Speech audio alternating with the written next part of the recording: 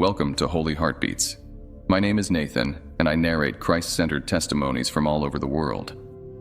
These testimonies include rapture and end-times visions, near-death experiences, encounters with angels and demons, God, Jesus, and even Satan himself. Please consider subscribing to my channel if you are fond of listening to these types of stories, and let me know what you think about these testimonies in the comment section below. Furthermore, for those who want to share their personal testimonies, visions, and revelations from God, you can send us your own stories at holyheartbeat7@gmail.com. I will be very honored to read your testimony, which may inspire, edify, and encourage a lot of people in their personal journey of faith with the Lord Jesus Christ.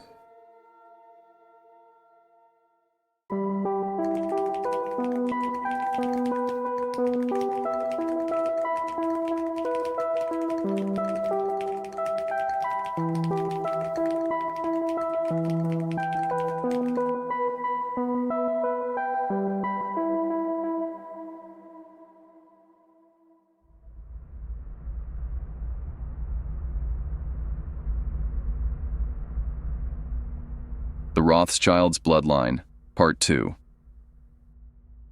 A continuation of articles on the top 13 Illuminati families. The Rothschilds are one of the most well-known of the 13 families. David J. Smith of Portland was asked to prepare an article on the Rothschilds for this newsletter. His article follows this introduction. Satan's selective breeding program has continued throughout the ages, hidden from public view. One of the most powerful Rothschild bloodline families in America is the Springs family. Originally, the Springs were known as the Springsteens when they arrived in America in the mid-1700s, settling in New York and New Jersey. They later changed their name to Springs to conceal their identity. Leroy Springs was hired by L.C. Peser, a name unfamiliar to most Americans. Who is L.C. Peser? One of the most secretive and powerful families in North America has been the Pesers. Their influence was so extensive that they were able to obscure their wealth and power, using other satanic families as proxies. The Pesers are part of the 13th top Illuminati family. The first Peser to come to America was Daniel Peser, the former Crown Prince of France, 1785 to 1860. He arrived in the United States around 1805 and married Susanna Kaiser in approximately 1814. They had two sons, Adam and Jonas. Jonas married Harrietta Smith, and their union produced Louis Cass Peser, 1850 to 1939. It was Louis Cass Peser who employed the Rothschild bloodline family, the Springs, to manage many of the Pesers' companies. The Pesers were one of the original prominent railroad families, along with Isaac Kroom and William H. Batty.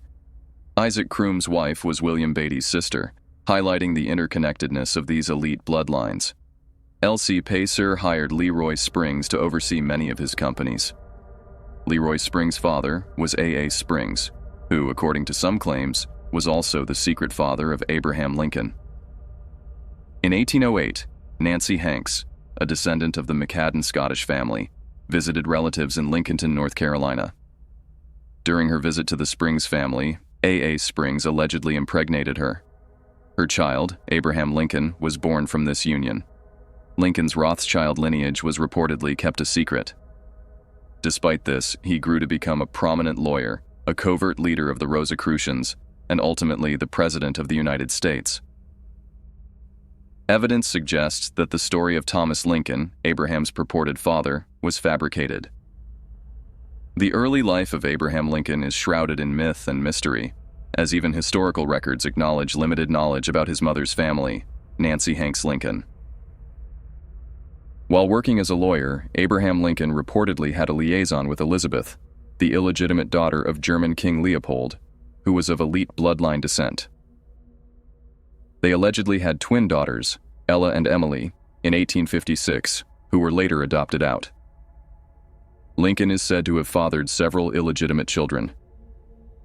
A.A. Springs, the biological father of both Leroy Springs and Abraham Lincoln, left a vast amount of land in Huntsville, Alabama, to his son Abraham.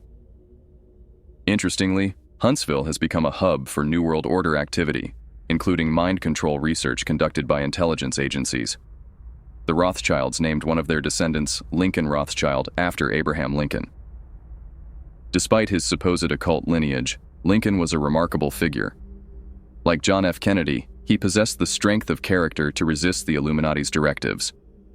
Lincoln defied his distant European Rothschild relatives, who sought to divide the United States into two manageable nations. This defiance led to a large-scale conspiracy involving numerous government officials, including the Secretary of Defense, to assassinate Lincoln. Evidence suggests that the Rothschilds played a role in Lincoln's assassination. Some of the men employed by the Pesers of the 13th top family include Andrew Carnegie, J.P. Morgan, the Vanderbilts, Gifford Pinchot, and John D. Rockefeller. These individuals were selected to manage Peser companies due to their ties to the satanic elite. The Leroy Springs family acquired Peser companies in the early 1920s. It was Leroy Springs who facilitated the Rothschilds' involvement with the Federal Reserve. Two companies that emerged from the Pesers' old Lancaster manufacturing company are Weyerhaeuser and Crown-Zellerbach. These companies, tied to the elite, have deep roots in the Peser dynasty, which has gone to great lengths to manipulate government documents, obscure births, and conceal monetary holdings. The Batty family, another prominent early railroad family, maintained business ties with the Pesers. Bartholomew F. Moore, Abraham Lincoln's private attorney for many years, was a blood relative of the Batty family. Moore co-authored the 14th Amendment, allegedly as part of a larger conspiracy. The Batty family repeatedly emerges in research on elite bloodlines. Shirley MacLaine, a prominent New Age leader and author, is a descendant of the Batty family. MacLaine credits her beginnings to Edgar Cayce, who was influenced by Helena Blavatsky, a student of Anton Mesmer. Mesmer, a Mason, introduced hypnotism to the modern world, though it had been secretly practiced by the mystery religions for millennia. Charles Beatty Alexander, an Illuminati prince and member of the Pilgrim Society, is an example of a Batty family member who operated within the elite in modern times. Quantrill, the infamous Confederate colonel and guerrilla leader whose raiders later evolved into the Jesse James Gang, was connected to the Springs family, a branch of the Rothschild lineage, through marriage. The late Madeline Peser Gatling Fulgham, 1876 to 1972, served as the head of the Peser family in recent history. Extensive documentation exists on these families, but much of the original evidence has been destroyed after being photocopied. This destruction, alongside significant tampering with official documents, showcases the immense power wielded by the Rothschilds and the Pesers, part of the 13th family often referred to as the Holy Bloodline. Researchers of the satanic elite frequently encounter obstacles, as these families have meticulously erased their tracks through history, concealing their financial assets and manipulating records. The Rothschild name remains highly visible, drawing much of the public's attention despite their pervasive secrecy. This heightened visibility often overshadows the even more clandestine activities of families like the Pesers.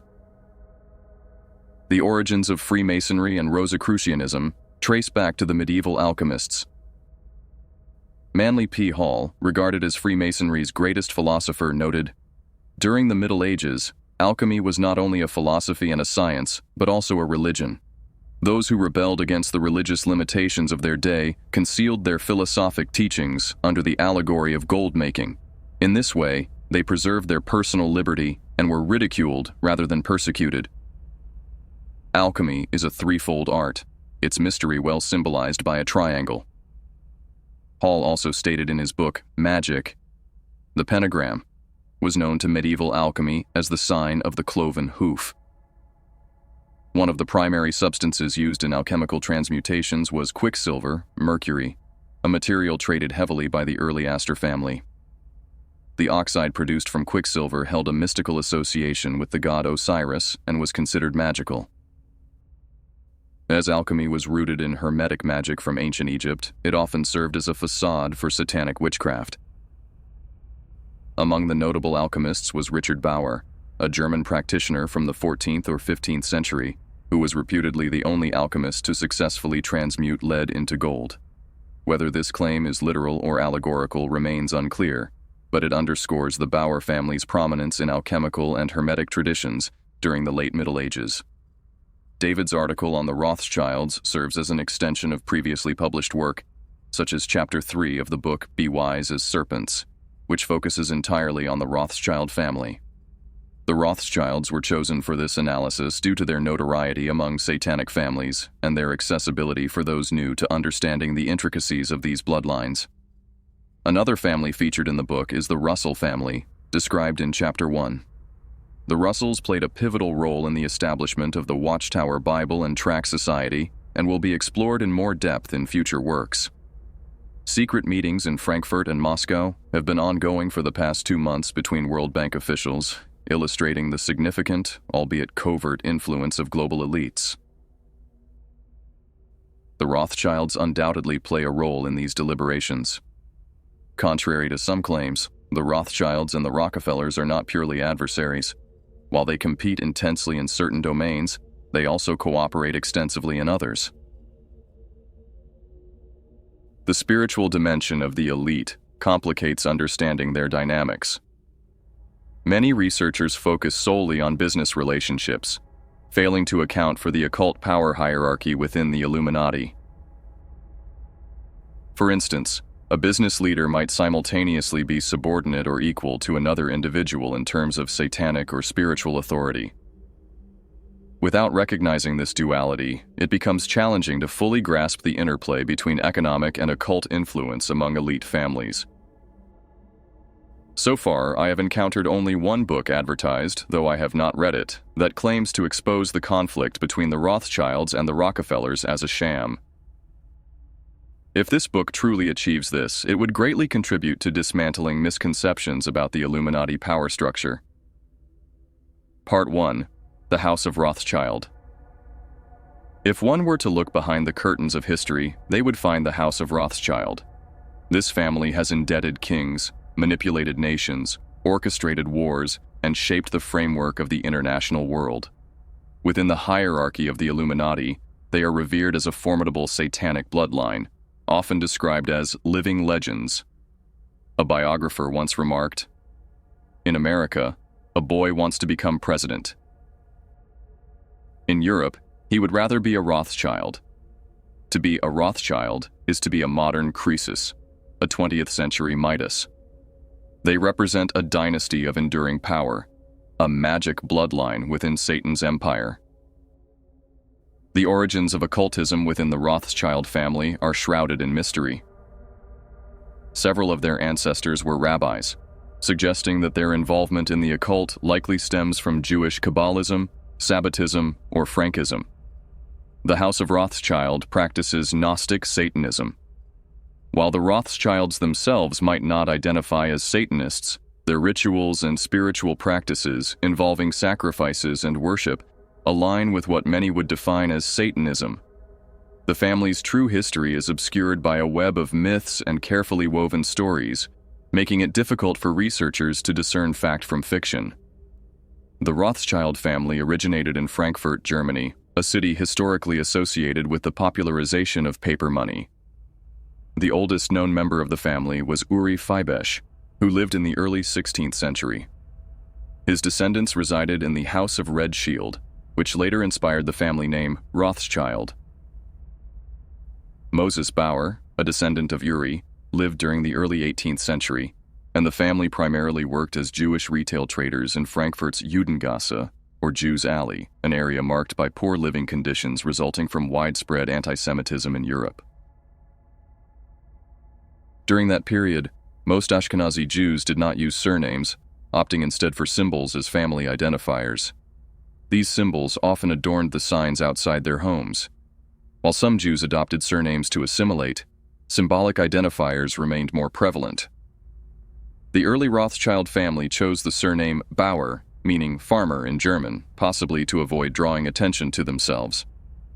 However, in the 1700s, Mayer Amschel Bauer renamed his branch of the family Rothschild after their house's symbol, a red shield featuring a hexagram. Mayer Amschel was a successful coin trader in Frankfurt.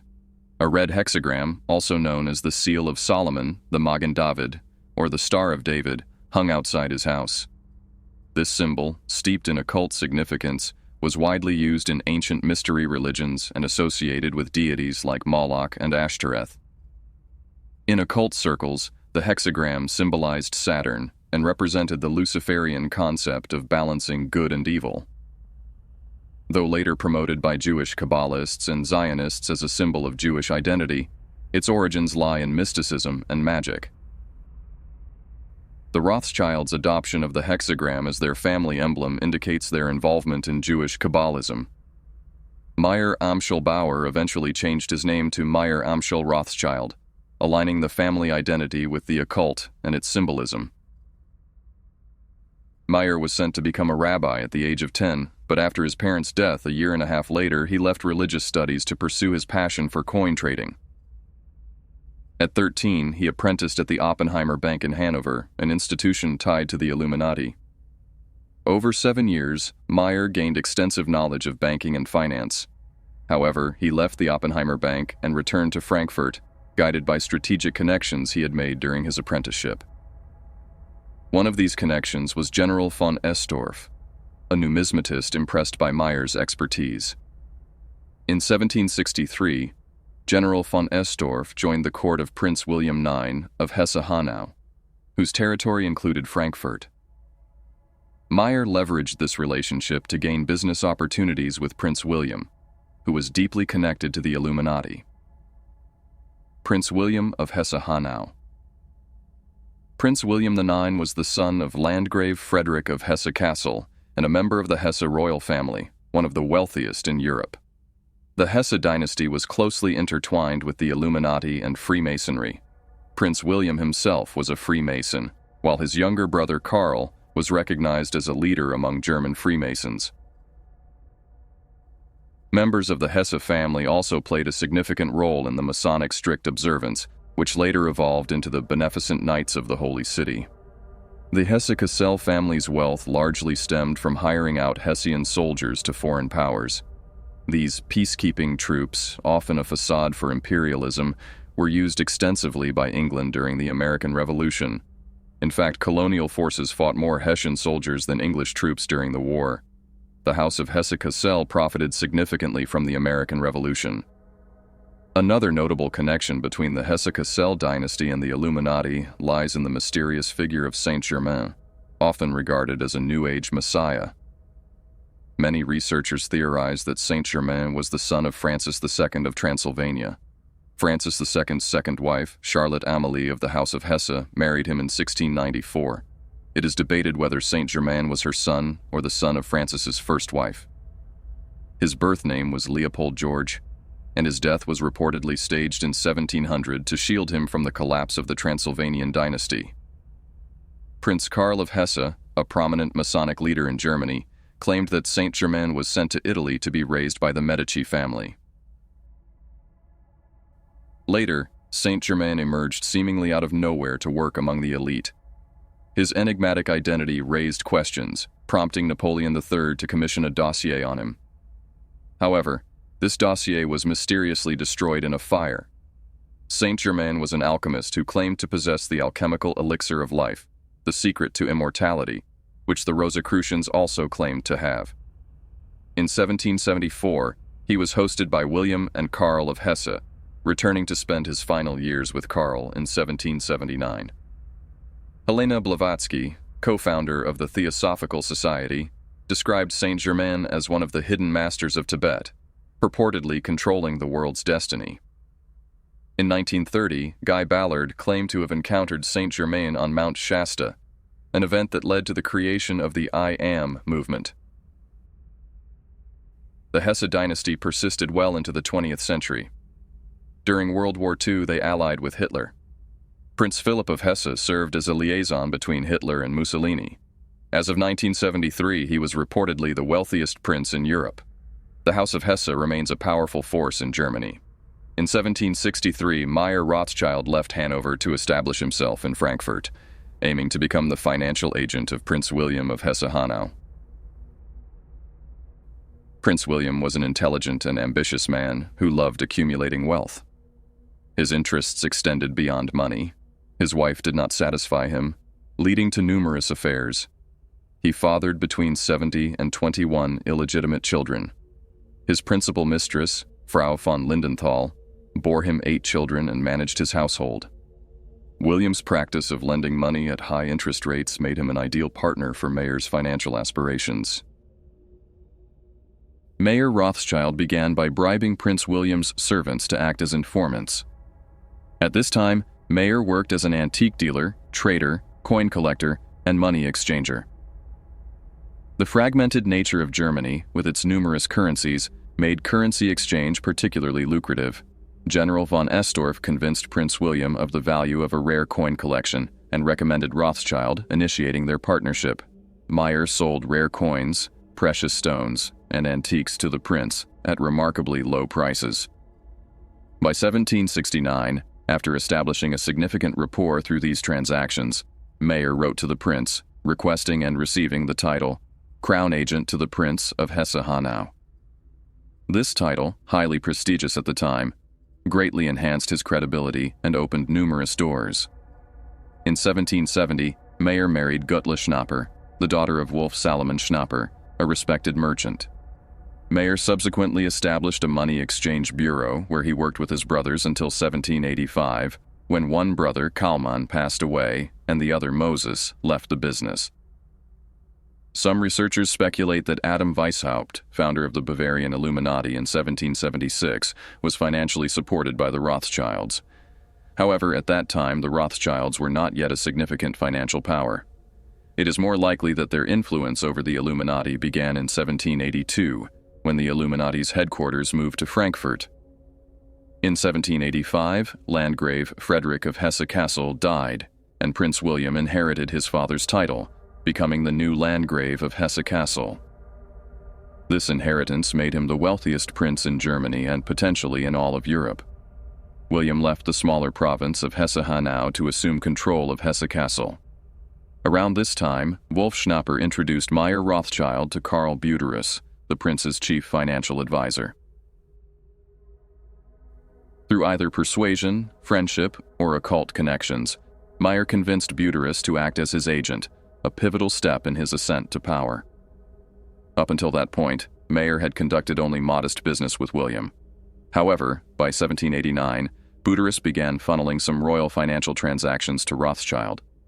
These initial transactions were small but marked the start of a lucrative relationship. Buderus received a share of the profits for channeling the prince's business through Rothschild. This partnership laid the foundation for the long-term financial collaboration that would benefit both Mayer Rothschild and the House of Hesse, cementing Mayer's rise within the global financial elite. Mayer Amschel Rothschild was a shrewd and ambitious man whose rapid ascent in social status demonstrated the transformative power of wealth. Despite his success, Mayer was not a cultured individual. He never mastered the German language, and he and his family spoke a peculiar blend of Yiddish and German, a linguistic mixture that facilitated their covert network. Mayer had a fascination with the medieval world and coin collecting, but when it came to business, he was ruthless and naturally talented. Although his occult leanings were well concealed, he was likely a Kabbalistic Jew. It is uncertain whether he was a Freemason, though he did accompany the Landgrave on multiple visits to Masonic lodges after they became close associates. Mayer had 5 daughters and 5 sons, as well as several children who died young. As his wealth increased, he relocated his family from their old residence, the Haus zur Hinterpfahn, to a new home called Greenshield. This property was shared with the Schiff family, who would later play a pivotal role as Rothschild agents. The Green Shield house contained numerous hidden compartments and secret rooms, including an underground chamber connected to a neighbor's house for emergencies. The property was designed to protect its Jewish occupants from violent pogroms, and it also served as a discreet space for potential Gnostic or Satanic rituals if such practices were indeed part of their lives. Mayer's 5 sons, Amschel Mayer, Salomon Mayer, Nathan Mayer, Kalman, Karl, Mayer, and Jacob, James, Mayer, were often referred to as the Mayer brothers. Each son joined the family business at the age of 12, learning the trade under Mayer's guidance. Historians studying the Rothschild family often attribute their success to luck, failing to recognize the deliberate strategies behind their rise. Wealthy families like the Rothschilds did not achieve their status through mere coincidence, but through calculated actions such as extortion, manipulation, and exploitation. The French Revolution provides a clear example of this dynamic. During the Illuminati-influenced French Revolution of the 1790s, Prince William grew increasingly anxious about the spread of revolutionary riots to Germany and the potential loss of his wealth. To secure his fortune, he invested in a grand new palace, Wilhelmshöhe, constructed between 1791 and 1798. While the revolution caused anxiety for Prince William, it presented lucrative opportunities for Mayer. The war boosted his business, particularly in importing goods from England, a Rothschild specialty. As the conflict escalated, the prices of imported goods soared, further enriching Mayer. Mayer's English trade eventually secured him a significant deal with the Landgrave, facilitated by his associate Karl Buderus. Mayer acted as a middleman in England's payments for the hire of Hessian soldiers. Every challenge of the 1790s seemed to work in Mayer's favor, and by the decade's end, the Rothschilds were firmly established as a wealthy and independent family. By 1800, they were the 11th richest family in Frankfurt's Jewish quarter, excluding wealth managed through proxies. Around this time, Mayer decided to send his most astute son, Nathan, to England to establish a Rothschild presence there. Family lore tells a fanciful tale of Nathan leaving to outwit an English cotton trader, but it is more plausible that Mayer sent him with a clear mission to expand the Rothschild network. Nathan arrived in England with little knowledge of the language but substantial financial resources. He would soon become one of the most powerful men in Europe. The turn of the century brought further profitable developments, including the Rothschilds' infiltration of the Thurn and Taxis postal system. The House of Thurn and Taxis, part of the black nobility, had been commissioned in 1516 by Holy Roman Emperor Maximilian I, himself of Merovingian descent, to establish a mounted postal service between Vienna and Brussels. Over time, the service expanded to cover all of Central Europe, with its headquarters conveniently located in Frankfurt. Mayer capitalized on this proximity by cultivating a relationship with the Thurn and Taxis family. This partnership grew so intimate that the postal service began sharing sensitive information gleaned from intercepted correspondence. This mail fraud system was also used by Emperor Francis to stay informed about his enemies. While Mayer was receiving intercepted correspondence from Thurn and Taxis, he was simultaneously developing his own postal network to ensure the secrecy of his dealings. This system became so effective that the Rothschilds were regarded as the best-informed individuals in the world. The system's efficiency gained the trust of many prominent figures who entrusted their letters to the Rothschilds, who, unsurprisingly, often read the contents for their advantage. Mayer's collaboration with Thurn and Taxis earned him the prestigious title of Imperial Crown Agent in the year 1800.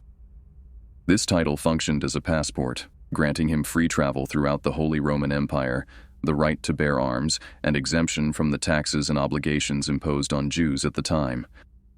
Mayer accumulated additional titles, including one from the German Order of St. John. His sons Amschel and Salomon also pursued similar honors, and in 1801, they became crown agents for Landgrave William of Hesse-Kassel. Of all these titles, the one conferred by the Landgrave held the greatest importance, as he was the richest prince in Europe, and the Rothschilds were determined to capitalize on his wealth. In 1803, Mayer's relationship with the Landgrave deepened. A Danish king, who was William's cousin, requested a loan from the prince. Unwilling to reveal the extent of his riches, William declined. However, Mayer, through his trusted associate Buderus, proposed an alternative: lending the money anonymously. William found the idea appealing. The loan was facilitated through Mayer and a Hamburg Jew, with the interest payments routed through Rothschild, who deducted a commission before forwarding the remainder to the Landgrave. This marked a significant milestone for Mayer, who, after 36 years, had secured a major deal for the prince, Following this success, Rothschild negotiated 6 additional loans for Denmark and several others, including loans to the Order of St. John. These transactions significantly enhanced the Rothschild family's reputation. By this time, Napoleon had risen to power in France, bringing turmoil to Europe, but immense financial opportunities for the Rothschilds. As one biographer aptly remarked, Napoleon seemed bent on improving the Rothschilds' lot in life. Although Napoleon did not intentionally favor them, the circumstances he created greatly benefited their business. Napoleon sought to ally with the Landgrave, but Prince William skillfully avoided making any commitments, intending to align with the winning side once the outcome of the conflict was evident. This cautious approach, combined with the mounting pressure of the situation, exacerbated the Landgrave's temper. By then, half of Europe's monarchs were indebted to him. Frustrated by William's evasiveness, Napoleon ordered his troops to invade Germany and Hesse, vowing to remove the House of Hesse-Kassel from rulership and strike it off the list of powers. Chaos ensued as Wilhelmshöhe erupted into panic. William scrambled to conceal his wealth before fleeing the province to live in exile in Denmark. Despite his efforts, the French uncovered much of his treasures. Acting swiftly, Buderus and Mayer bribed a French general, Lagrange, who handed over 42 trunks of valuables to Hessian officials while misleading Napoleon about the full extent of the prince's fortune. Although Lagrange's deception was later exposed, resulting in his dismissal, much of William's wealth was preserved. During this upheaval, the Landgrave entrusted Buderus with the authority to collect interest payments owed by Emperor Francis. Buderus, in turn, transferred this responsibility to the Rothschilds.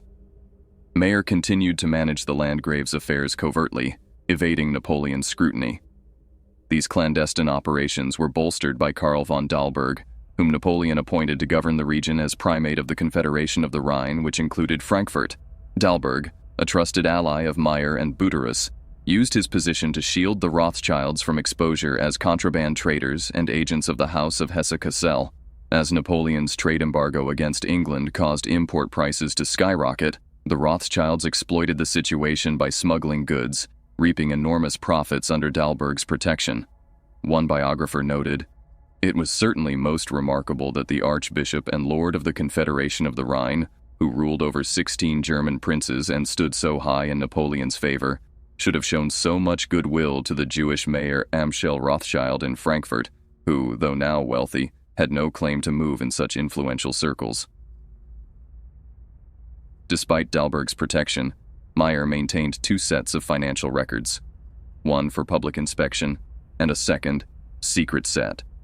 By 1807, Buderus, acting on behalf of the Landgrave, was almost exclusively using the Rothschilds to manage Hesse-Kassel's financial affairs. Mayer, although aging, continued to visit the prince in exile. However, his advancing years soon forced him to delegate these trips to his sons, ensuring the continuity of the family's influence and operations. The House of Rothschild was collecting the income of the wealthiest prince in Europe, less than half a century after Mayer began building his fortune. The House of Rothschild's involvement in Illuminati dealings during this time is well illustrated by their connection to the Second Tugendbund League. The First Tugendbund League, or Virtue League, was established in 1786 as a sort of clandestine social club. Meetings were held at Henrietta Hertz's home, whose husband, an Illuminati Jew and disciple of the influential occultist Moses Mendelssohn, played a significant role in the group. Many prominent Illuminists attended the Virtue League, including revolutionary Freemason Mirabeau, William von Humboldt, and Frederick von Gentz, who would later become a key Rothschild agent. Henrietta's gatherings were notorious for their immorality, with numerous young Jewish women, often left alone by their business-occupied husbands, attending.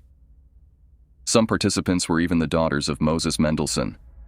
In 1807, the Second Tugendbund League was formed. Unlike its predecessor, this iteration pursued moral, scientific, and political objectives, particularly the liberation of Germany from French occupation. The League was founded by Baron von Stein, who served as its principal protector. Thomas Frost, in his book Secret Societies of the European Revolution, described the League as a rapidly growing movement that included most counselors of state, many army officers, and a substantial number of professors in literature and science. The League's central directorate, based in Berlin and presided over by Stein, exercised immense authority through a network of provincial committees. This authority, emanating from an unknown source, was obeyed as implicitly as decrees from emperors or kings. The Landgrave William of Hesse-Kassel held an influential role in the Second Tugendbund, and Buderus, his trusted associate, was also involved. It appears the Rothschilds were members and served as intermediaries for the Landgrave's correspondence related to the League, while also managing payments on its behalf. This placed Mayer Rothschild at the forefront of the propaganda effort against Napoleon. Napoleon sought to suppress the Tugendbund, forcing it underground. It found refuge under the protection of the English Masonic Lodge in Hanover and continued to support anti-Napoleon causes, both financially and physically. Although the Tugendbund was eventually dissolved, many of its members joined other Masonic societies, such as the Black Knights, the Knights of the Queen of Prussia, and the Concordists. In 1818, the Second Tugendbund was revived under the name Burschenschaft, or the Association of Boys or Fellows. This group, consisting of revolutionary students, introduced martial exercises into universities but ultimately disbanded. Over time, the exiled Landgrave grew to completely trust the Rothschilds. He became increasingly reliant on Mayer's advice and seldom made significant financial decisions without consulting him. This relationship served as a pivotal stepping stone for the Rothschilds, paving the way for their financial independence. Mayer aspired to become a creditor, and this goal was soon realized. In 1810, the Rothschild firm was formally established as Mayer Amschel Rothschild and Sons, though Nathan Rothschild was not listed as a public partner. That same year, Mayer used his personal funds to provide a loan to Denmark. When Dalberg secured a substantial loan for Napoleon's son's baptism, the financial stability of the Rothschild Bank was firmly cemented. Recognizing the need for a new political ally, the Rothschilds turned to Prince Clemens von Metternich, who, in 1809, became Austria's Minister for Foreign Affairs. Metternich, a staunch opponent of Napoleon, became instrumental in the Rothschilds' plans as they expanded their operations in Austria, the heart of the Habsburg Empire. Around this time, Mayer Amschel Rothschild fell ill. Before his death, he drafted a will that would shape the future of his family's enterprise. Although the exact contents of Mayer's will remain a closely guarded secret, it is known that his daughters and their husbands, along with their heirs, were entirely excluded from the business and denied any knowledge of its operations. The will underscored the importance of maintaining a tightly controlled family circle. On September 19, 1812, Mayer passed away. A widely circulated legend claims that Mayer's 5 sons gathered at his deathbed, where he divided Europe among them. However, this is untrue. Only Amschel and Karl were in Frankfurt at the time of his death. Nathan was in England, while Salomon and James were traveling, part of their constant movement across Europe. The 5 Wizards. Upon Mayer's death, leadership of the Rothschild family passed to Nathan Rothschild in England. Although Nathan was not the eldest, the brothers unanimously agreed that he was the most capable leader. Nathan was an intelligent yet unrefined individual, known for his arrogance and lack of formal education. Despite his uncouth demeanor and foul language, he was known to swear like a trooper. His immense wealth earned him entry into England's high society. Nathan's pragmatic and cold view of power was exemplified in an exchange with an English major who lamented the tragic deaths of soldiers in battle. Nathan reportedly replied, "Well, Major, if they had not all died, you would presumably still be a drummer." Another story, possibly apocryphal, recounts a conversation with his son who asked how many nations existed in the world. Nathan is said to have replied, "There are only 2 you need to bother about. The Mishpach, Yiddish for family, and the others." Whether or not these tales are true, they accurately reflect Nathan's outlook on life and business. Nathan Rothschild, the rise to power. Nathan Rothschild initially settled in Manchester, England, the hub of cloth manufacturing. In 1804, he relocated to London. As his wealth and reputation grew, he married Hannah Cohen, a member of the wealthy Cohen family from Amsterdam. Hannah's father, Salomon Cohen, was a prominent merchant in London, and Nathan worked alongside him as warden of the Great Synagogue. Hannah's sister, Judith, married Moses Montefiore, a powerful Jewish Freemason of ancient and aristocratic Jewish stock, likely connected to Kabbalistic traditions. Montefiore became a close associate of Nathan. Interestingly, the Rothschilds and Montefiores formed several marital alliances. Nathan's sister Henrietta married a Montefiore, as did his second son, Anthony, and later, Salomon's great-grandson, Alphonse, married a Sebag Montefiore in 1911. Nathan's social life largely revolved around the Cohens, solidifying ties between these influential families. Nathan Rothschild was also a Freemason, affiliated with London's Lodge of Emulation. His ability to amass wealth was nothing short of extraordinary. During the Napoleonic Wars, he smuggled English goods past the French blockade, reaping enormous profits. To facilitate these ventures, Mayer Rothschild used his Dahlberg connections to secure a passport for his son James, who moved to Paris to act as an agent. Significant sums of the Landgrave's money were sent to Nathan in England under Buderus's recommendation for stock investments. However, Nathan and Buderus had other plans. They used the funds as capital for more profitable ventures, circumventing the Landgrave's intent. When the exiled Landgrave requested proof of purchase, Nathan and his brothers devised numerous excuses to delay compliance. Eventually, under pressure, Nathan purchased stocks, but at a lower price than the Landgrave had instructed, and pocketed the difference. The Landgrave, unaware of the deception, was satisfied when receipts were eventually smuggled through the French blockade to him. Nathan's connections extended into the British government. Among his most crucial relationships was with Treasury official John Harries, who became both a close friend and a Rothschild proxy within the government. Harries facilitated Nathan's rise to power while ensuring their dealings remained hidden from public view. Perhaps the most audacious example of Nathan's cunning was what he described as the best business deal of his life. Through his treasury connections, Nathan learned of the British Army's dire situation in Spain. The Duke of Wellington had troops ready to confront France but lacked hard cash, as financiers refused paper money. At the same time, the British government faced a gold shortage. Nathan saw an opportunity to profit. The East India Company had gold for sale, but the government hesitated to buy due to the high price. Nathan stepped in, using his own funds and some of the Landgrave's money to purchase the gold. He then raised the price further. When the government realized prices would not drop, they purchased the gold from him at a significant profit. Nathan went a step further, offering to deliver the gold to Wellington despite the logistical challenges posed by the French blockade. Harries ensured that Nathan secured the contract for this risky operation. Nathan's strategy was as bold as it was ingenious. His brother James approached Napoleon's government, falsely claiming that Nathan's gold shipment would undermine England's economy. The French government believed the story and even approved the shipment. French officials who might have uncovered the truth were bribed. This allowed Nathan to transport the gold to Paris under the approval of both the British and French governments. In Paris, the gold was exchanged with French banking firms for cash that could be used by Wellington. The Rothschild network then moved the money into Spain, enabling Wellington's forces to be funded while Napoleon's government unwittingly facilitated the transaction. Although some French officials grew suspicious, Napoleon dismissed their concerns.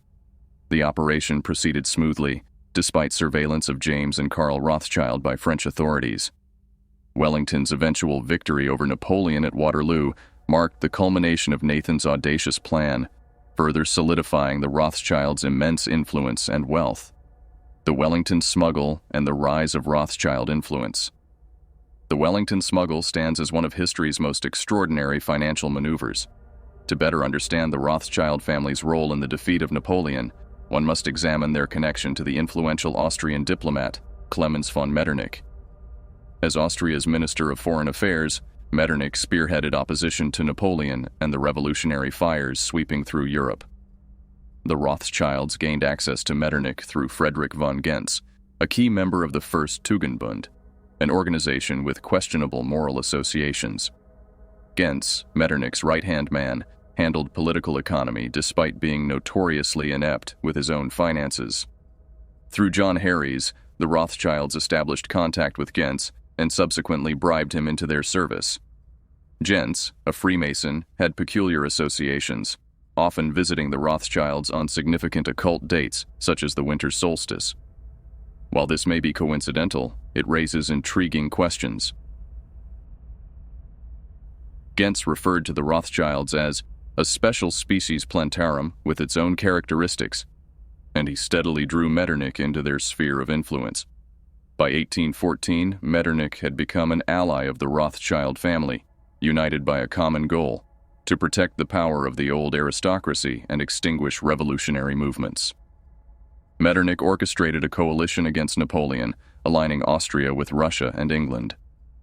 This alliance culminated in the decisive Battle of Waterloo in 1815, where Metternich, aided by Nathan Rothschild's unparalleled financial and courier network, played a pivotal role in Napoleon's downfall. Nathan's network allowed him to learn of Napoleon's defeat at Waterloo before any other Englishman. A persistent myth suggests Nathan built his fortune by manipulating the stock market with this advanced knowledge. While it is true he engaged in such practices, Nathan's wealth was already immense, and the profit from this episode remains a topic of debate. 2 years before Napoleon's defeat, in 1813, the Landgrave William of Hesse-Kassel returned to his province following Napoleon's withdrawal from Germany. By then, the Rothschilds' influence had grown exponentially. As one biographer noted, earlier, it had been the Rothschilds who had asked for favors. Now it was the Landgrave and Buderus who sought to maintain close ties with them. By 1815, Nathan Rothschild effectively controlled England's finances. Through John Harries, he secured deals with the English treasury, some of which were detrimental to England, but enriched the House of Rothschild. Nathan's firm, N.M. Rothschild & Sons, operated from the New Court building and wielded immense power, eventually becoming a gold broker for the Bank of England. A contemporaneous description of Nathan by an observer paints a chilling picture of his demeanor. Eyes are usually called windows of the soul. But in Rothschild's case, you would conclude that the windows are false ones, or that there was no soul to look out from them. There comes not one pencil of light from the interior, neither is there any gleam of that which comes from without reflected in any direction. The whole puts you in mind of an empty skin, and you wonder why it stands upright without at least something in it. By and by, another figure comes up to it. It then steps 2 paces aside, and the most inquisitive glance that you ever saw, and a glance more inquisitive than you would have thought of, is drawn out of the fixed and leaden eyes, as if one were drawing a sword from a scabbard. This eerie portrayal has led some to speculate that Nathan may have suffered from dissociative identity disorder or even demonic possession. Nathan's financial dominance was legendary. A Prussian official remarked, "Rothschild has an incredible influence upon all financial affairs here in London. It is widely stated that he entirely regulates the rate of exchange in the city. His power as a banker is enormous." One notable incident demonstrates Nathan's volcanic temper and his sheer power over England's financial system.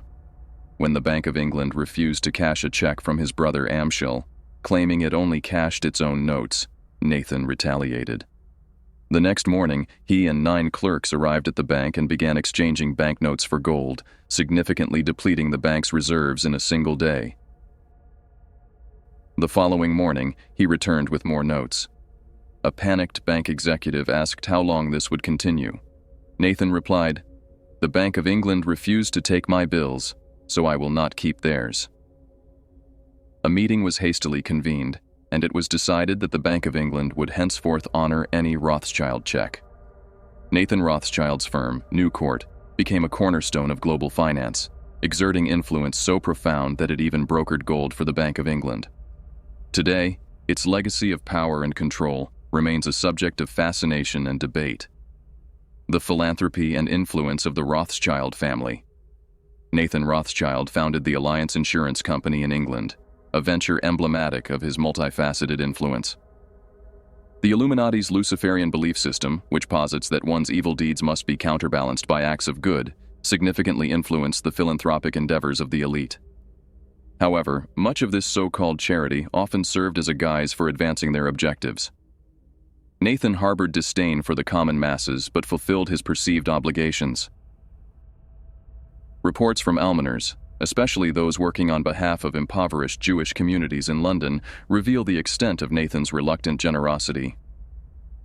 They received thousands, even hundreds of thousands of pounds from Rothschild, but hardly a word and never a courtesy. Despite his considerable contributions, Nathan found no personal joy in charity.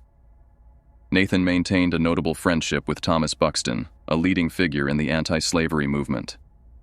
His daughter was tutored in harp by renowned musicians Felix Mendelssohn and Gioacchino Rossini, highlighting the Rothschild family's cultural connections. When Mayer Rothschild died in 1812, his eldest son, Amschel, took charge of the Frankfurt firm. Though not the family's head, Amschel acted as its representative to the aristocracy, seeking honors and titles for his brothers. Described as a crotchety traditionalist, Amschel was socially awkward, yet known for hosting grand dinners that captivated the elite. His deeply religious nature earned him the nickname monkish. Amschel's life, despite its opulence, was marred by sorrow, largely due to his inability to have children. This grief drove him to mentor promising young men, including Otto von Bismarck, who would later rise as Germany's Iron Chancellor. Amschel was also the protector of his mother, Guthle, the family matriarch. Guthle wielded considerable influence, granting or denying approval for marriages into the Rothschild family. Known for her sharp tongue, she once dismissed rumors of impending war with a characteristic quip. "War? Nonsense. My boys won't let them." Mayer's second son, Salomon, distinguished himself with exceptional diplomatic skill. Constantly traveling through Europe, Salomon's charm and tact set him apart from his brothers. A banker once remarked, "Nobody leaves him without being comforted," a testament to his ability to ingratiate himself with others. This diplomatic acumen led Salomon to Vienna, where he forged ties with the aristocratic Habsburgs and the vain yet influential Clemens von Metternich. Initially, the Austrian royal family resisted close business relationships with the Rothschilds. However, Salomon's arrival coincided with the family's rising prominence, encapsulated in what one observer called the two magic syllables of their name. The Rothschilds had become, in the words of a biographer, the archdemons of progress. Through a combination of Salomon's diplomacy, Metternich's lobbying, and strategic financial maneuvers reminiscent of those used on the Landgrave, the Rothschilds broke through Austria's resistance. The Austrian government began to employ their services regularly. Salomon settled in Vienna, purchasing both a hotel and a residence. His deep understanding of Metternich's character, particularly his vanity, enabled him to manipulate the Austrian statesman with ease. The two became close friends, as did Salomon and Metternich's confidant, Gentz, who were described as inseparable. Salomon's status as a Freemason likely played a role in strengthening these alliances. By 1816, the Rothschilds' influence in Austria was so extensive that the government hesitated to refuse their requests. That same year, Amschel, Salomon, Karl, and James were granted titles of nobility by the Habsburgs, solidifying their status within European aristocracy. In 1818, the Aix-la-Chapelle Congress convened to discuss the future of Europe. Salomon, Karl, Metternich, and Gentz all attended this Congress. It was here that Metternich first met the Rothschilds. Gentz kept the minutes of the Congress and was known as the Secretary of Europe. A Rothschild scheme at this Congress profoundly shook the financial institutions of Europe, making it impossible to deny the power of the Rothschilds. The divine right of kings had been overthrown by the divine right of money. At Aix-la-Chapelle, the Rothschilds expanded their circle of influence within the Illuminati. Salomon established a new firm in Vienna and financially supported Metternich's fight against revolution. Metternich had created the Vienna system, which controlled Europe after Napoleon's defeat.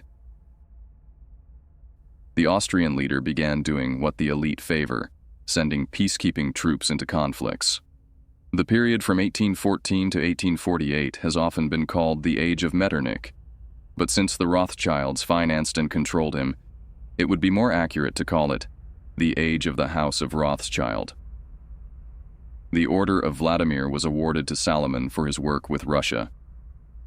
Gioacchino Rossini, the Italian opera composer known for works like Cinderella and the William Tell Overture, became a close friend of both Salomon and his brother James. In 1822, Rossini, Metternich, Gentz, James, and Karl attended the Verona Congress, which was completely manipulated by the Rothschilds, who profited immensely from its outcome.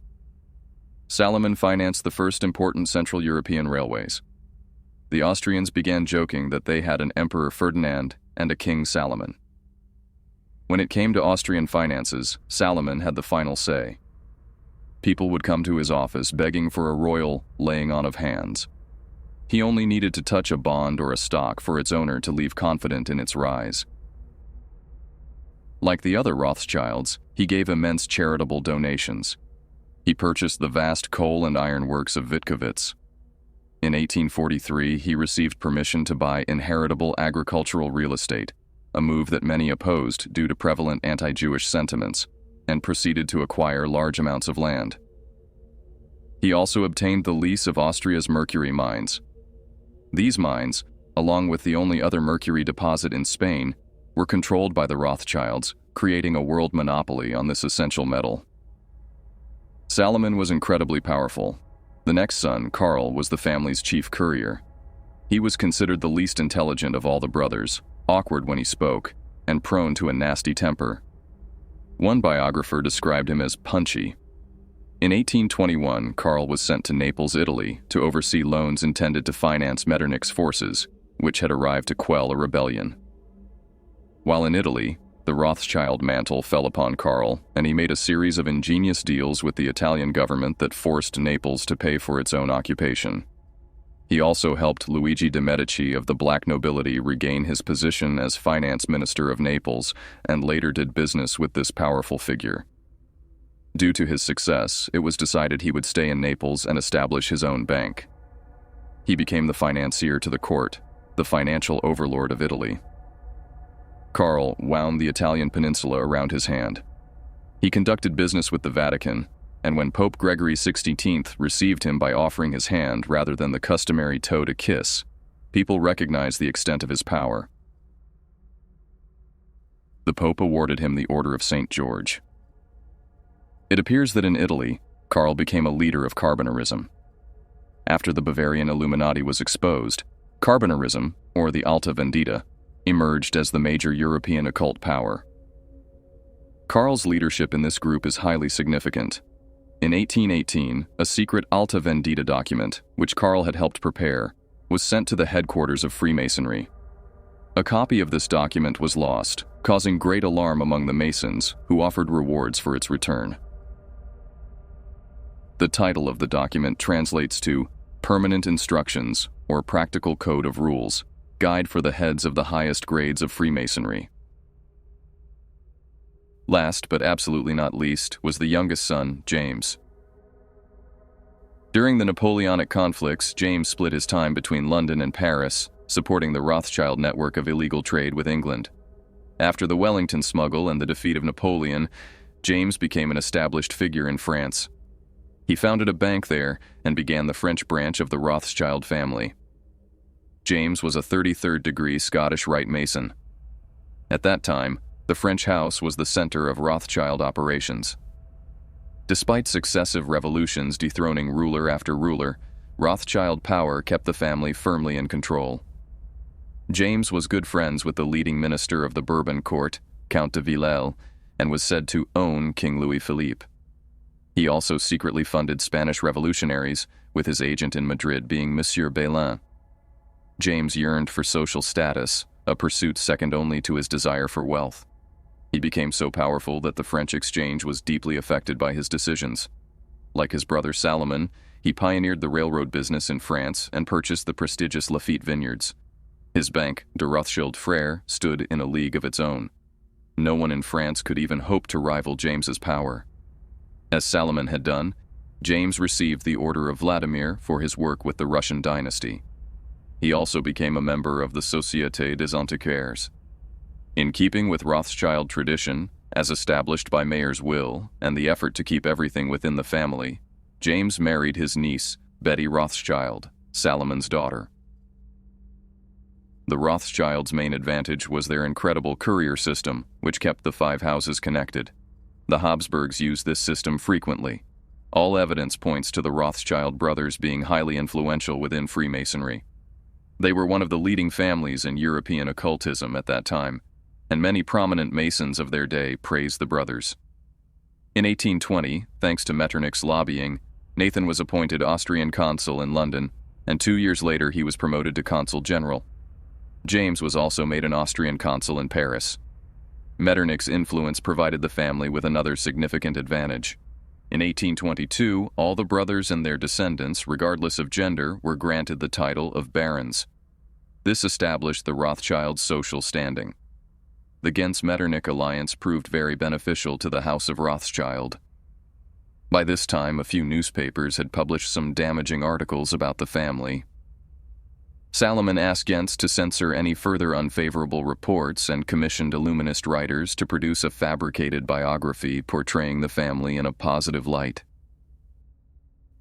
Gens, now known as the Pen of Europe, proceeded to craft legends around the Rothschilds, with the family fully supporting this propaganda within their social circles. The brothers maintained a system, based on Mayer's will, in which only family members could be partners or owners of the banks, a system still in use today. The Rothschild banks acquired everything, from mining corporations to national debts. For example, Newcourt has controlled Brazil's debts since 1824. In 1836, Nathan Rothschild, head of the House of Rothschild, died. There are suspicions he may have been poisoned. Leadership passed to his younger brother James, following a vote among all the brothers. In 1830, signs of a Masonic-fueled revolution began to re-emerge. Metternich's so-called peace of the world, a euphemism for imperialism, was under threat. A new king was installed in France, and the House of Orange was dethroned in the Netherlands. Revolutionary fires spread through the Masonic network, and Metternich began to lose his grip on Europe. The Revolution of 1848 in France dethroned yet another royal house. James aligned himself with the Masonic agenda and financed this revolution, despite his friendship with the court. The revolution marked the end of Metternich's age, and that same year, insurrectionists forced him and Salomon out of Austria. Neither returned, but a Vienna house had already been established, which others would continue under the leadership of Salomon's son, Anselm. Metternich's descendants remained close to the House of Rothschild. After this period, the Rothschilds' power waned. By 1855, all five brothers were deceased except James. Napoleon III was now in power in France, and his advisors opposed James. Nevertheless, Rothschild ingenuity prevailed when James arranged for Napoleon III to marry a Rothschild agent. James died in 1868, and leadership passed to his son, Alphonse. The New Trinity. Three cousins now controlled the family fortunes. Alphonse of the French house, Lionel of the English house, and Anselm of the Vienna house, known as the New Trinity. The three united to destroy a rival bank, French Credit Mobilier. Anselm established a new firm, Creditanstalt, in Vienna, to combat the French bank. With support from Lionel and Alphonse, he launched attacks that ultimately led to Credit Mobilier's collapse. The new head of the House of Rothschild was Baron Alphonse de Rothschild. Alphonse was a polished, socially elite man. After the downfall of France's Credit Mobilier, Napoleon III aligned himself with the Rothschilds. Alphonse wielded great influence, enjoying access to powerful figures such as Napoleon III and Bismarck of Prussia. The Illuminati decided to remove Napoleon III, so English Prime Minister Gladstone, a friend of the Rothschilds, engineered circumstances that led to war between Prussia and France. Napoleon III attacked Prussia, and Bismarck responded fiercely, defeating France and banishing Napoleon III from the throne, The war indemnities were paid to Bismarck, who harbored a dislike for Alphonse despite the latter's family connections, through the Rothschilds. Alphonse's brother, Edmund, played a key role in the creation of Israel, a topic that will be explored later. Alphonse married another Rothschild, but his affection for her was limited. The Comtesse de Castillon, a stunning woman often described as the Marilyn Monroe of her time, was mistress not only to Alphonse but also to his brother Gustav Rothschild, whose daughter married into the Sassoon family, and to Napoleon III. Anselm Rothschild of the Vienna house was a shrewd playboy. He destroyed Credit Mobilier with Credit Installed, and, in 1861, became a member of the Austrian Imperial House of Lords. Anselm had many mistresses, and his wife left him due to his infidelities. He died in 1874. Lionel Rothschild of the English house inherited New Court. He financed England's Crimean War, Cecil Rhodes's South African Kingdom, vast copper and nitrate mines, and the purchase of the Suez Canal. Lionel's younger brother, Anthony, was knighted by the Queen, while another brother, Nathaniel, acquired the renowned Mouton vineyards near Bordeaux. Lionel was a close friend of Prime Ministers Disraeli, who was influenced by Rothschild money, and Gladstone. He likely financed Lord John Russell's election as Prime Minister. Lord Tennyson, whose poems have been used in programming, attended Lionel's house parties. Lionel has been described as grouchy and crotchety. In 1858, Lionel became the first Jew to take a seat in the House of Commons. After 11 attempts, the British Parliament finally allowed him to serve. However, no significant political achievements were recorded during his 15 years in Parliament. Lionel died in 1879. After Amschel of the House of Frankfurt died without an heir, two of Karl of Italy's sons came to take over the business. However, they also remained without heirs, producing only daughters. When the last brother died in 1901, the Frankfurt Bank was liquidated. It seems they did not attempt to continue the original bank due to the impending turmoil of the world wars in Germany. Eventually, another Frankfurt Bank was established after Germany's period of instability. The House of Italy met a similar fate. Karl's only son, who remained in Naples, also produced only daughters. When Garibaldi's red shirts unified Italy, this son, acting out of character for a Rothschild, chose not to accommodate the new powers and moved to France. Thus, the Italian branch came to an end. Rothschild influence in America. This is an immense subject, so only a brief overview will be provided. In 1837, Auguste Belmont arrived in the United States during the Panic of 1837. Belmont appears to have been a Rothschild proxy. During the financial crisis, Belmont purchased government bonds, and his success eventually brought him to the White House, where he became the financial advisor to the President of the United States. His policies contributed to the tensions that set the stage for the Civil War. Judah P. Benjamin, who, according to some researchers, was the Civil War campaign strategist for the House of Rothschild, held several key positions in the Confederacy and was allegedly connected to John Wilkes Booth. J.P. Morgan has also been considered a Rothschild agent. His father was among the elites who profited by shipping supplies past the North's blockade to the Confederacy. J.P. Morgan was a prominent advocate for an American central bank and was reportedly related to Alexander Hamilton. In 1869, Morgan collaborated with the English House of Rothschild to form Northern Securities, acting as New Court's agent in the United States.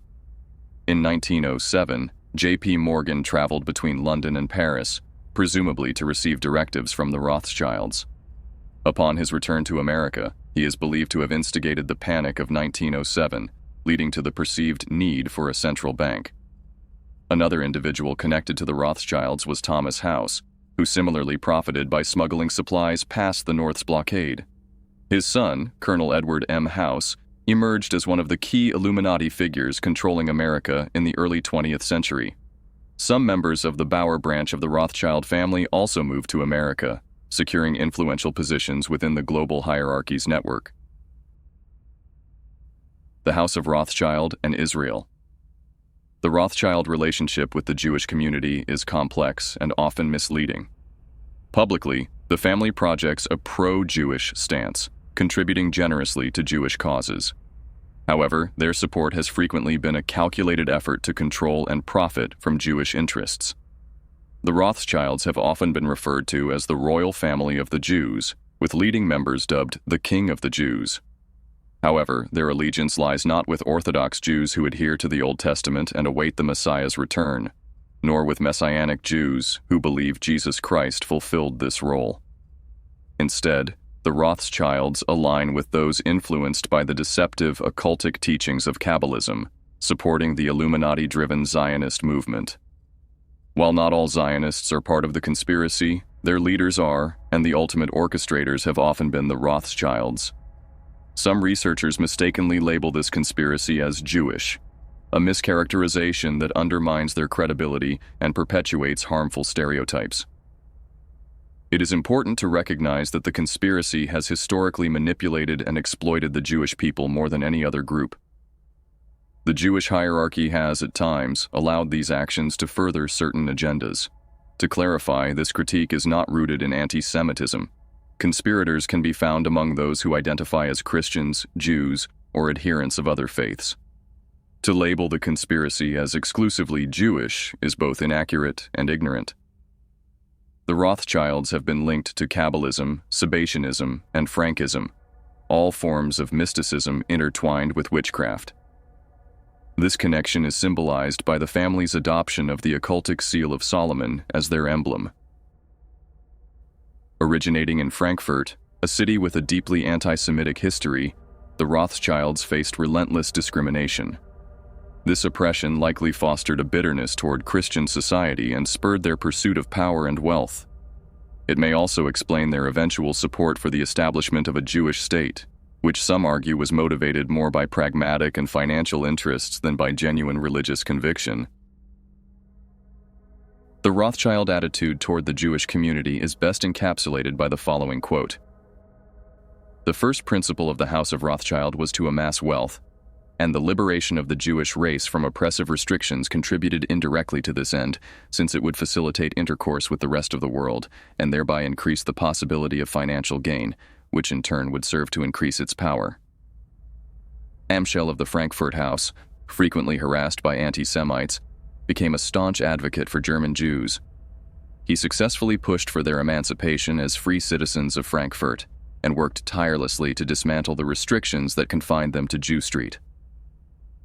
One of the main Rothschild agents used to promote the emancipation of the Jews in Frankfurt was Frederick von Gentz, the infamous Pen of Europe. At this point, it is essential to clarify a matter for the reader. There are 3 Baron Edmund Rothschilds, all of whom have played significant roles in the history of Israel. For clarity, they will be distinguished as follows. First, Baron Edmund de Rothschild, 1845-1934, from the House of France, was the son of James and brother of Alphonse. Second, Baron Edmund Eddy L. de Rothschild, born 1916, from the House of England, was the son of Lionel Nathan and the great-great-grandson of the renowned Nathan Rothschild. Third, Baron Edmund de Rothschild, born 1926, also from the House of France, was the son of Maurice and the grandson of the first Edmund. The narrative begins with the first Edmund, known as the Father of Israel. During the Crimean War, which was financially supported by the Rothschilds, the small Jewish community in Jerusalem became isolated from external aid, leading to conditions of semi-starvation. In response, Edmund's father, James, established the James Mayer de Rothschild Hospital in Jerusalem. Edmund inherited his father's interest in Palestine and began financing the establishment of Jewish colonies in the region when Russian Jews fled the pogroms of the 1880s. It is evident that the first Edmund supported Zionism. His charitable contributions not only alleviated the suffering of persecuted Jews, but also advanced the idea of a return to the homeland. His wealth funded various infrastructure projects in Palestine, including the draining of swamps, the digging of wells, and the construction of homes. His investments spanned industries ranging from perfume production to winemaking, and he even established his own administrative body in Palestine, dictating agricultural practices to the settlers. Theodor Herzl, the man who organized the first Zionist Congress, sought support from the Rothschild family to restore a Jewish state. However, many Rothschilds opposed Zionism. as their interests lay in assimilating Jews into European society, which they found more profitable. One Rothschild declared himself an Englishman, intending to remain so. Yet the first Edmund diverged from his relatives, advancing a Rothschild-driven plan that aligned with Herzl's vision but maintained the family's control over the emerging Jewish state. Although Edmund supported Herzl's cause, he disagreed with the latter's approach. Edmund believed Zionist efforts should proceed quietly and gradually, rather than with overt declarations. He also feared Herzl would diminish Rothschild influence over the budding Jewish state. While Edmund socially supported Herzl and recognized that his ideas bolstered Rothschild power in Palestine, he ensured that Herzl could not implement his plans. Only after Herzl's death did Edmund acknowledge the merit of his ideas and continue investing heavily in the Jewish homeland. Edmund's management of the colonies was authoritarian. He famously remarked, "I created the Yishuv, I alone. Therefore, no men, neither colonists nor organizations, have the right to interfere in my plans." This response followed a plea from Palestinian Jews who requested greater autonomy over their settlements, a request that greatly displeased the Baron. After Herzl, the presidency of World Zionism passed to David Wolfson, who received Edmund's full support. Wolfson's successor, Otto Warburg, and other Zionist leaders like Chaim Weizmann maintained a more collaborative relationship with Edmund.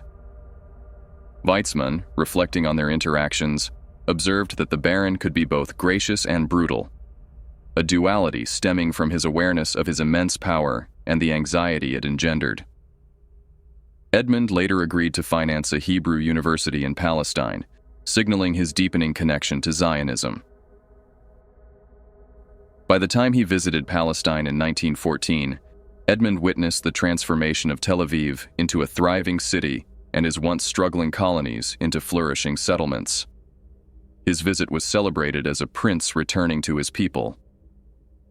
Edmund himself summarized his role in the Zionist movement succinctly when he remarked to Weizmann, "Without me, Zionism would not have succeeded. But without Zionism, my work would have been struck to death." Another Rothschild who embraced Zionism through the influence of Chaim Weizmann was Lionel Walter, the second Lord Rothschild. This decision reportedly caused some friction within the Rothschild family. The Balfour Declaration, which articulated Britain's support for the establishment of a Jewish homeland, was addressed to Lord Rothschild. He also received official endorsements from the League of Nations supporting the Zionist cause. Charles T. Russell, an influential religious leader, praised Lord Rothschild in a letter for his efforts toward creating a Jewish homeland. After World War I, Britain assumed control of Palestine, and the Rothschilds, who wielded substantial influence over Britain, gained even more leverage over the region. The family's control was further solidified by significant unpaid debts owed by the collapsed Ottoman Empire. Then came Adolf Hitler. According to Walter Langer in his book The Mind of Adolf Hitler, the notorious German dictator was allegedly a grandson of a Rothschild. Langer claimed that Adolf's father, Alois Hitler, was the illegitimate son of Maria Anna Schicklgruber. It was commonly believed that Johann Georg Hiedler was Alois's father. However, some doubted this claim. Evidence suggested that Maria Anna had worked as a servant in the home of a Baron Rothschild in Vienna at the time of her pregnancy. When her condition was discovered, she was sent back to her home, where Alois was born. Hitler, who was entirely a creation of what Langer referred to as Satan's Empire, is believed to have targeted Austria first, to destroy records that might have exposed his alleged Jewish lineage. As Hitler's brutal campaign against the Jews intensified, one might have expected the Zionists to step in and offer Palestine as a refuge. However, this did not happen. Many countries, including those in Europe and the colonies in Palestine, shut their doors to Jewish refugees. The Zionist-controlled immigration laws in Palestine were highly restrictive, making it nearly impossible for Jews to escape to the so-called Jewish homeland. Astonishingly, the Zionists refused to acknowledge the Holocaust, despite mounting evidence that they were aware of it. It seems they were willing to sacrifice a significant number of Jewish lives to further the ultimate goal of establishing a Jewish state. Michael Selzer, in his book Zionism Reconsidered, criticized this approach. Not even the events of 1933 aroused their Zionism's political interest. They were naive enough to see them as a God-sent opportunity for an undreamt-of wave of immigration to Palestine. When the Zionist organization, against the natural impulses of the whole Jewish people, decided to do business with Hitler, to trade German goods against the wealth of German Jewry, to flood the Palestine market with German products, and thus make a mockery of the boycott against German-made articles, they found little opposition in the Jewish national homeland, and least of all among its aristocracy, the so-called kibbutzniks. One of Hitler's most infamous actions was forcing Jews to wear the six-pointed star as a badge of shame. Ironically, this same symbol, associated with the Rothschild family, was later adopted by Zionists as a symbol of Jewish national identity. This contradiction is striking. Jewish author O.J. Graham, in his book The Six-Pointed Star, observed, "Not all the concentration camp victims were Jewish people. Many were Christians. Spiritually, a parallel can be seen in the rituals to Ashtaroth and Moloch, where the victims were burned as sacrifices to these false gods. Were the victims of the Nazis someone's sacrificial offerings? I believe they were." Graham pointed out that the six-pointed star was historically associated with the symbols of Moloch and Ashtaroth, making this subject deeply uncomfortable for many Jews to discuss. After World War II, the United Nations, driven in part by the atrocities committed against the Jews, granted Israel its statehood. The first president of the Israeli Knesset, Chaim Weizmann, presided over an institution built with Rothschild funding, reflecting the enduring influence of the family on the establishment of the modern Jewish state. The occultic hexagram is prominently displayed on the Knesset and the Israeli flag. According to O.J. Graham, the six-pointed star had made its way from Egyptian pagan rituals of worship to the goddess Ashtaroth and Moloch to King Solomon when he fell into idolatry. Then it progressed through the magic arts, witchcraft, including Arab magicians, druids, witches, and Satanists, astrology, in which it was no new thing, through the Kabbalah to Isaac Luria, a Kabbalist in the 16th century, to Mayer Amschel Rothschild, who changed his name to this symbol, to Zionism, to the Knesset of the new state of Israel, to the flag of Israel, and its medical organization equivalent to the Red Cross. What is the ultimate goal of Zionism? David Ben-Gurion, a prominent Zionist leader, stated, "With the exception of the USSR as a federated Eurasian state, all other continents will become united in a world alliance, at whose disposal will be an international police force. All armies will be abolished, and there will be no more wars.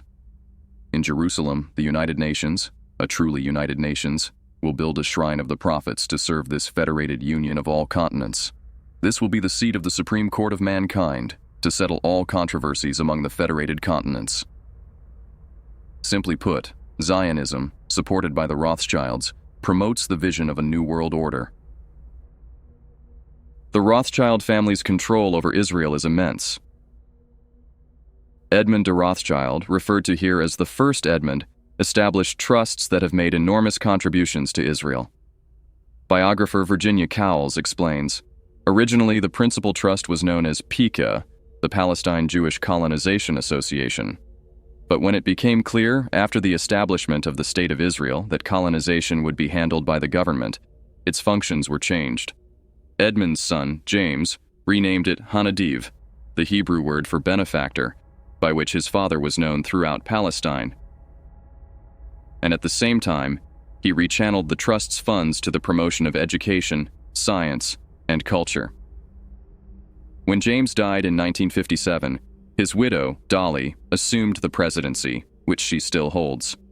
For many years, she has been powerfully assisted by Lord Victor Rothschild, and recently, she has enlisted the help of Lord Jacob, Victor's son. The trust knows no boundaries. In the 1960s, it carried out James's wishes by providing money for the Knesset, the new parliament building in Jerusalem. Today, its beneficiaries range from universities, hospitals, and public libraries to archaeological digs, from the board of the Weizmann Scientific Institute to the organizers of instructional television. The second Edmund, Edmund de Rothschild, is considered the most race-conscious of all the Rothschilds. He serves on the boards of numerous Jewish philanthropic organizations, including as president of the Association of Jewish Ex-Servicemen and Women, joint treasurer of the Council of Christians and Jews, and treasurer of the Friends of the Hebrew University of Jerusalem. In 1967, he wrote to the Times suggesting that Great Britain, Russia, and the United States collaborate to build desalination plants in Israel, aiming to turn the desert into a lush, fertile garden with ample food and no reason for conflict. Edmund is known for his imaginative scientific proposals, such as his suggestion to the UN's Earth Summit that massive dry ice machines be built on the polar caps to prevent their melting due to global warming. He is also a warden of the Great Synagogue in London, a senior member of New Court in London, and a member of the Illuminati-linked Pilgrim Society. The third Edmund, Edmund de Rothschild, is an accomplished entrepreneur. He has heavily invested in tourism and has financed numerous luxury resorts in Israel. He controls Compagnie Financière, his holding company in France, as well as Banque Privée in Switzerland and a merchant bank in Paris. Edmund also owns the largest toy company and the largest frozen food company in France, is a director of Belgium's Banque Lambert and De Beers Consolidated Mines in South Africa, and serves on the steering committee of the Bilderberg Group. Edmund's influence extends deeply into Israel, where he serves as chairman of Tricontinental Pipelines, the Israel Corporation, and ISROP, which controls the Israel General Bank. He is on the board of the Hebrew University of Jerusalem and directs the Middle East Peace Institute, which he founded in 1967. Edmund regularly donates to the Biological Physiochemical Institute, an organization established by his grandfather, the first Edmund. He is also a board member of numerous hospitals and scientific institutes. Regarded as the wealthiest Rothschild, Edmund wields extraordinary power, including significant control over Israel. The Rothschild family has even had a street named in their honor. The First International Bank of Israel is situated at 39 Rothschild Boulevard in Tel Aviv, while Bank Hapoalim, acclaimed as Israel's fastest-growing bank, stands nearby at 50 Rothschild Boulevard. The Rothschilds wield significant influence over Israel, to the extent that they are often regarded as dominating the nation. Israel has seemingly served as a common meeting ground for the French and English branches of the Rothschild family. Around the time of the Six-Day War, the French and English houses contributed over $1 million to support Israel. It is said that when Baron Alain of the French house visited Israel, he was so moved by the sight of the Western Wall that he burst into tears. Similarly, Baroness Alix of the French house serves as the world president of Youth Aliyah, an organization dedicated to facilitating the emigration of Jewish children to Israel. Evelyn Rothschild of the English House holds the prestigious position of chairman of the Board of Governors at the Technion, Israel's Institute of Technology. The Rothschilds are deeply entrenched in global affairs, wielding vast influence over resources, nations, and even religions. Their impact is not only significant, but also systemic, embedding them as key players within the broader conspiracy of global control. Tracing the history of their influence reveals a path of dominance and intrigue stretching across the past 3 centuries. This article will continue in the next video, where the focus will shift to examining the role of the House of Rothschild in the 20th century.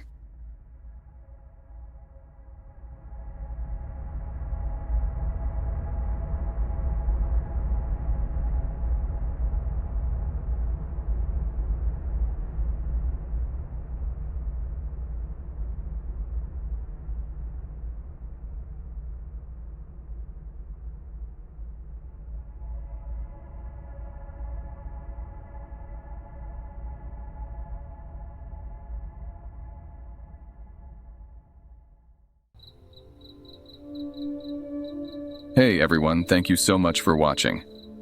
Stay safe and I'll see you in our next video.